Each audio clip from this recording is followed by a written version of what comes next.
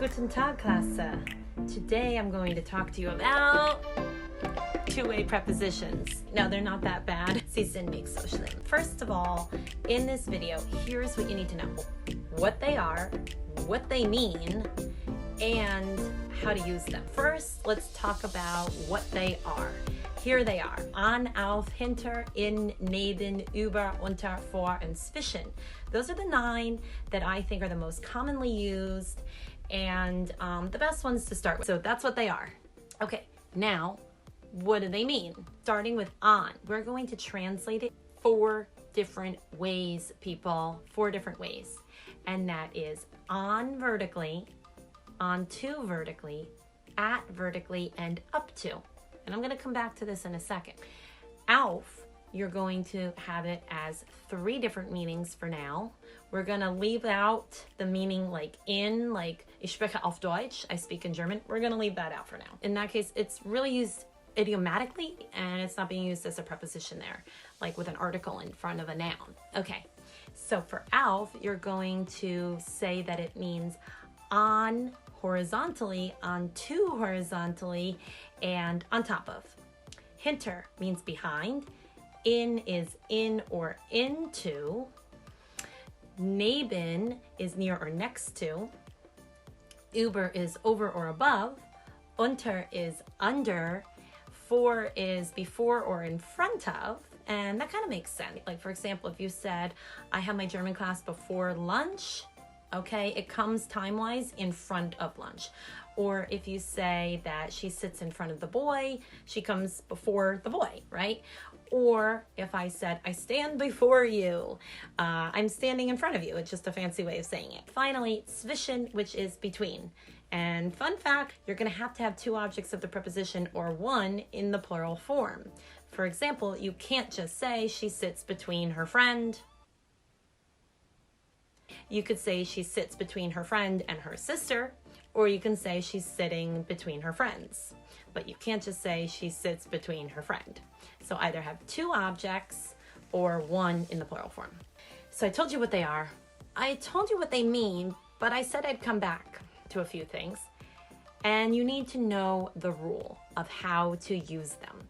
When are they accusative? When are they dative? So let me tell you that first, and then we will get back to the other meanings that I said we'd come back to. So here's the rule. When do you know? When do you know? When do you know if they're accusative or dative? There's a rule. Of course, there's a rule. Okay, so the rule is this. If the prepositional phrase is inferring a change of location, then you're going to use it as though it's accusative. Otherwise, use it as though it's dative. And that's really it. Let me give you some examples. Let's use hinter, behind. If I said to you, the dog is sitting behind the tree.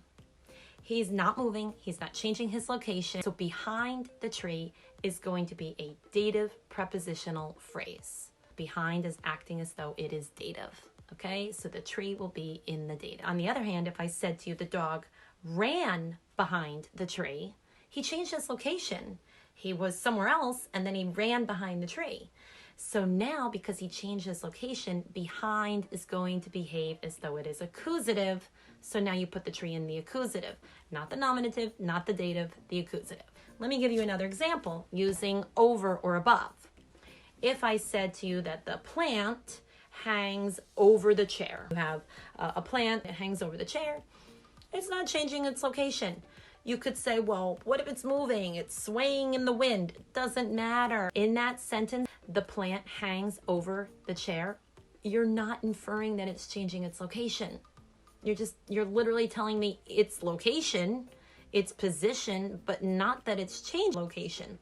So the plant hangs over the chair. Over is going to be a dative preposition. On the other hand, if I said to you that I flew over the United States on my way to Hawaii, well, now I'm clearly changing my location. So over the United States, it's going to be an accusative prepositional phrase. So you put the United States in the accusative. So I hope that helps to clarify things. Just remember the dog. The dog sits behind the tree. The dog ran behind the tree. Okay, so you know what they are. I told you what they mean, and you know the rule, but don't go anywhere yet. I said that in had two meanings, in and into. I make my videos for native English speakers, so forgive me for talking about the English language for just the next couple of moments, okay? So a lot of the time when you use the word in, I bet you mean into. For example, if someone said to you, oh, put the socks in the drawer. Well, the socks are in the drawer, but you put them into the drawer, okay? Because you're changing their location. If I said to you, hey, did you just see what happened over there? That boy ran in the classroom. Now you're gonna have like a conversation with me. Like, well, what do you mean? Where was he? Was he in the room and he just got up and started running around inside the classroom? No. He was out in the hallway and he ran into the classroom. See, if I had said that in the first place, then you would know that I'm inferring that he changed his location. He was out in the hallway, he ran into the classroom. If I say the boy ran in the classroom, he probably just got up from his chair or something like that and started running around, but stayed inside the classroom. He did not change his location. So that's why in German, one word can translate in English to in or into. See, we used to do that more often. We used to infer that change of location or not. Just the location or the change of location. You could also call it the destination. Was the classroom the destination, or was it just his location? He ran in the classroom, he ran into the classroom. So we used to have that more, and somewhere along the lines, we just stopped using into as often as we probably should. So now I want to talk to you about the differences between on and auf. Because if you just Google translate on, O-N, half the time it's going to be wrong. And that is because a computer is not thinking vertically or horizontally. For example, if I just say to you that the poster is on the wall, or I say that the cake is on the table, we use the same word in English, on, O-N, but not in German. In German, they have two completely different words, and I don't want you to think about them meaning on. O-N. I want you to think of them as, is it having a vertical relationship with something else or a horizontal relationship with something else? So, for example, the poster that's on the wall is having a vertical relationship with the wall, and the cake that's on the table is having a horizontal relationship, or it's on top of the table. So, on, auf, on, auf. That's really it. Other things that are on, A-N. When you were a little kid and you got your artwork hung up on the fridge, it was on, A-N. In my house, we keep bags of chips on the fridge, but auf, on top of the fridge. If you put a sticker on your window, it's on, A-N. If I say, hey, where are my keys? I know I saw them somewhere. If I were to say, oh, the keys are on the table, and I use auf, then they're on top of it.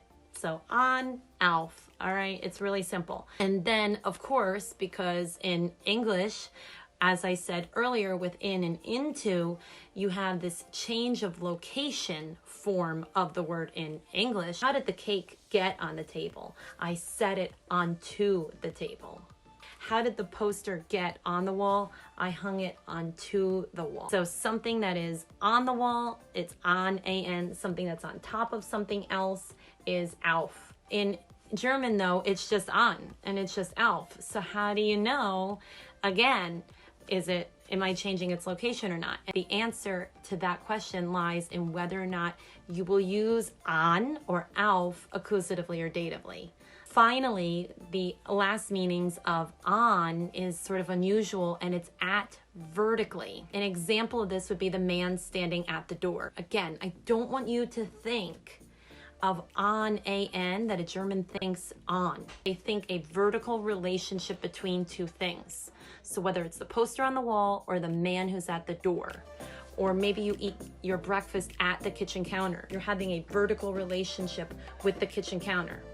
And then the change of location version of this is up to. So how did the man get to the door? Before he is at the door, he walked up to the door. And when you walk into the bank, you walk up to the teller, right? Or up to the counter. To summarize, Our 9 main two-way prepositions are an, auf, hinter, in, neben, über, unter, vor, and zwischen. You know what they all mean. You understand that a couple of them, like an, auf, and in, have extra meanings in English to infer change of location. Which brings us to our third and final thing for today is the rule, which is as long as you are showing a change of location, you're going to use them as though they are accusative. Otherwise, dative. The most important things are, do you know what your 9 prepositions are? Do you know what they would mean in English? And do you know how to use them? And so that's it. I know it's a lot. I know that was a bunch of information, but I know you can handle it. If you do have a question, drop it below. And good luck, viel Glück, und auf Wiedersehen.